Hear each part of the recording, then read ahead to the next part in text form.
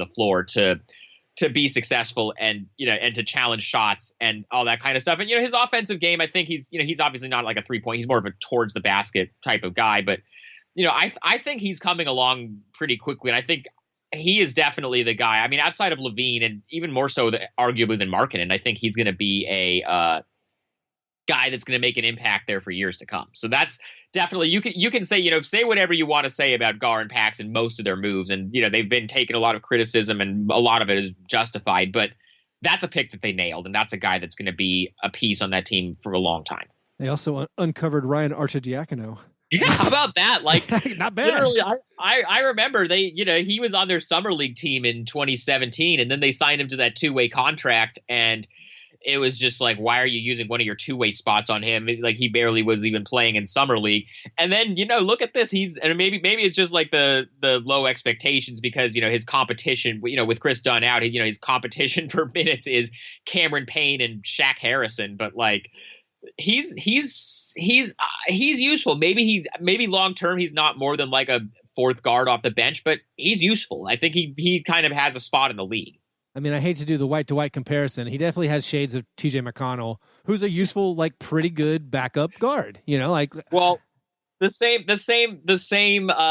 people who like Ryan Arcidiacono and the Bulls fan base are also the same people who were the most vocal supporters of Kirk Hinrich. So I think there might be something to that. There's something there. Actually, I have one more final question.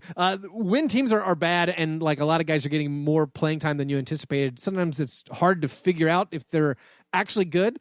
I see people criticizing this guy, but when I watch him and he's on my fantasy teams, I'm like kind of impressed. Is Justin Holiday like actual good, or is he just lots of minutes on a bad team good? I think Justin Holiday would be very useful on a good team. Like if I were a team like Houston or Golden State or the Lakers or just one of these other teams, he's a guy. He can knock down 3-pointers, like, and he at least tries on defense. So he's a guy. I mean, when the other day when Kyle Korver got traded to Utah at age 37 and got 2 second-round picks, I was just like, wait, Justin Holiday should be able to get either 2 seconds or a late first at that point. So I don't think Justin Holiday is going to be on the team long term, but he's a guy that if I were one of these contending teams, I would be trying to go after. I think he could be useful on a good team. Yeah, that's the guy I'm trying to get on the Grizzlies. I'm trying to figure he'd be great there. I'm trying to figure out a way to free him up. I think he's like third in the league in 3-pointers, just like total makes, because he's just chucking them. I mean, he's just high volume, but he's making them, and I kind of like it. Anyway, Sean, thanks for coming on. Tell people where they can find your stuff, or you got anything else coming out soon they can look forward to from you? I've got something coming out on Bleacher Report about Mo Bamba that's, I believe, is going out sometime this week, probably tomorrow. So I'll post that on my Twitter, which is just @Highkin, which is my last name. I'm in the process of figuring out what I'm going to write about this Bulls Hoiberg thing and where. So, look for that. And then other than that, I'll just, follow me on Twitter. I'll keep, you guys posting on whatever I'm doing as far as writing and podcasts and other stuff. And, I'm around. I'm not hard to find.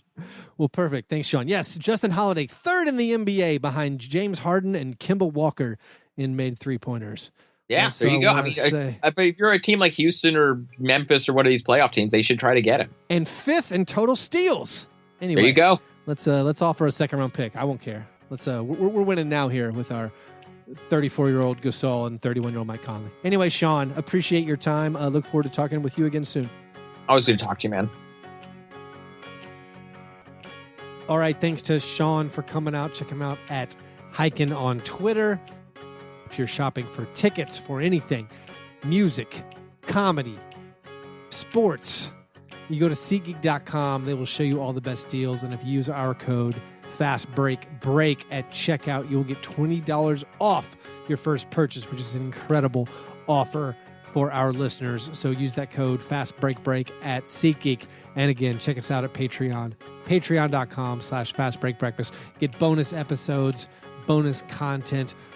Pickle Pick'em just started over in December. I'm going to try a slightly different method this month since Follow the Money did not work for me very well at all the last month or so. So you can do all that and engage with us over there with our real hardcore listeners, patreon.com/fastbreakbreakfast. All right, you can follow us on Twitter, on Instagram, and on Facebook, Fast Break Break.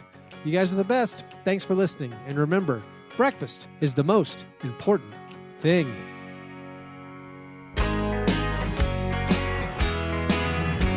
Yeah, never apologize for being G&G. Fast break, man. You understand?